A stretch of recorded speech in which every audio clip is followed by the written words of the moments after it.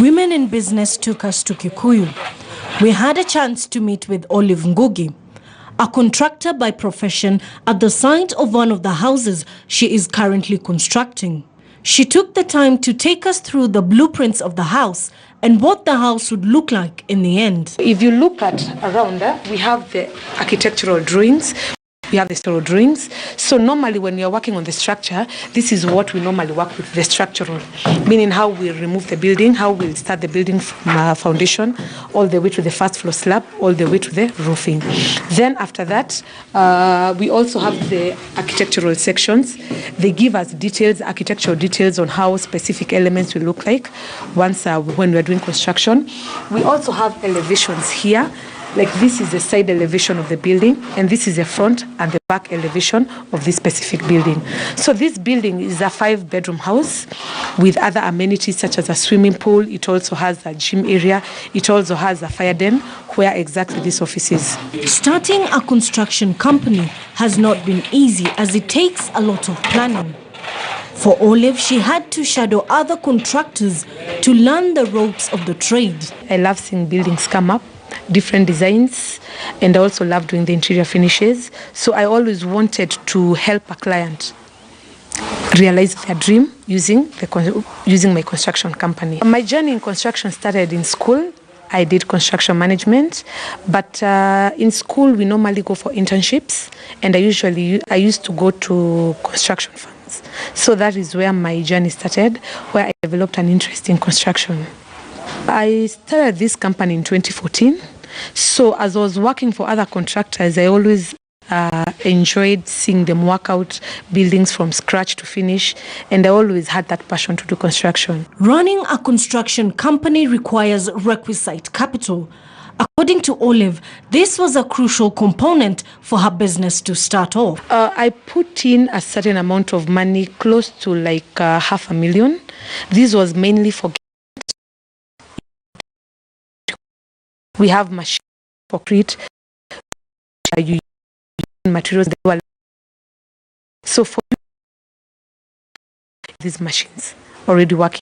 We also needed to set up like the company registrations, to have like accounts working.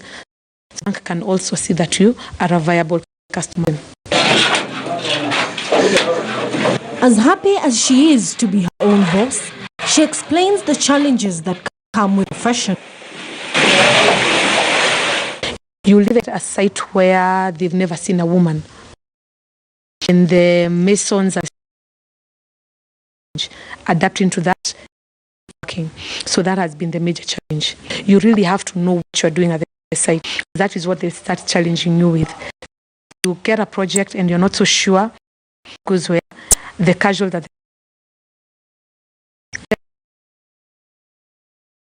that you're building from the onset, that is from the foundation all the way to the finishes. So that was the major challenge that I received, and I was still very young then.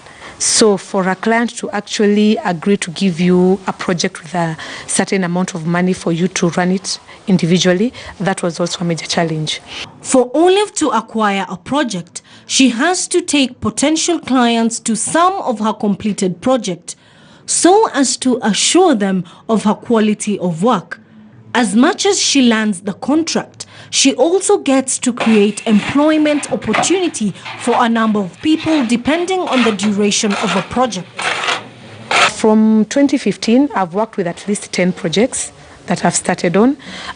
Most of them are long, they've taken a longer period, because some have taken even like 2 to 3 years to complete, but basically between 10 to 12 projects. By the end of this project, we'll have employed close to 80 to 100 people will have worked at this specific project.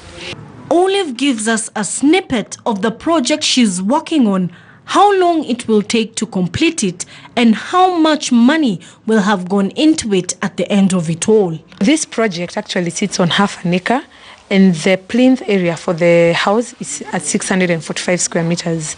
So for total completion, that is inclusive of the external works, the swimming pool, and the main house, it will cost between 23 to 25 million. Olive says the bulk of the money in construction goes to finishing the houses to ensure the client gets value for money as the end result. These previous houses that Olive has managed to complete speak to the level of professionalism she upholds. So you're here, you're a female, you're a woman in construction. It has not been that easy. But once you prove your workmanship has to be on point. Once you're able to prove that to a client, then now it has become more feasible for me to be out there working. Olive has bigger and better plans in the future for her company. In the future, we intend to be real estate developers. We intend to be purchasing land or forming joint ventures with landowners, setting up houses and maybe for sale or for rental purposes. So that is the future of this company. So we'll mainly engage with domestic and also international investors, and we'll come up together and do projects for sale.